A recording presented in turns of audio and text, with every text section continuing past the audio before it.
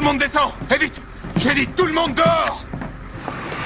Lincoln fait descendre tout le monde de la voiture, puis il fonce directement dans un poteau électrique. À ce moment-là, Michael et les autres attendent le signal avec anxiété. Quand les lumières du Mirador s'éteignent, ils savent que l'occasion est venue. On a 30 secondes.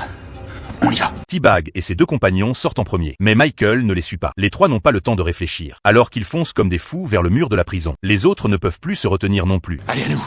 Pas encore! Il faut y aller maintenant, on va se faire choper! Faites-moi confiance.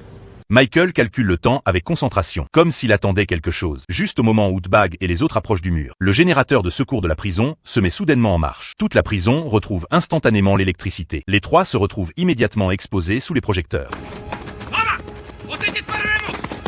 À ce moment, Retzel refuse toujours d'abandonner. Il se prépare à continuer sa fuite, mais il est touché par une balle. En voyant son compagnon se faire tirer dessus, T-Bag se rend immédiatement. Cela plonge aussi ceux dans le tunnel dans le désespoir. Mais tout cela fait partie du plan de Michael. Avant cela, il avait appelé le fabricant du générateur. Je travaille comme sous-traitant au Panama dans le bâtiment et le client est sur le chantier.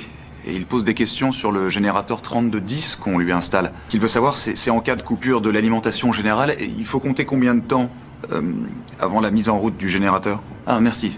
Oui, j'attends. Tu mens très bien. C'est ainsi que Michael a obtenu des données précises. Il a délibérément induit les trois en erreur en les laissant fuir en premier. C'était pour les utiliser comme appât. Quand tous les gardiens se précipitent pour les intercepter, une brèche apparaît dans la défense extérieure. Et Michael et les autres peuvent discrètement sortir du passage et s'échapper en profitant de la confusion et de l'obscurité. Pendant ce temps, sous l'interrogatoire impitoyable des gardiens, T-Bag révèle tout le plan d'évasion. Mais quand les gardiens vont fouiller le tunnel, il est déjà trop tard. Général, on ne trouve rien. Vous êtes sûr qu'il y a des prisonniers ici?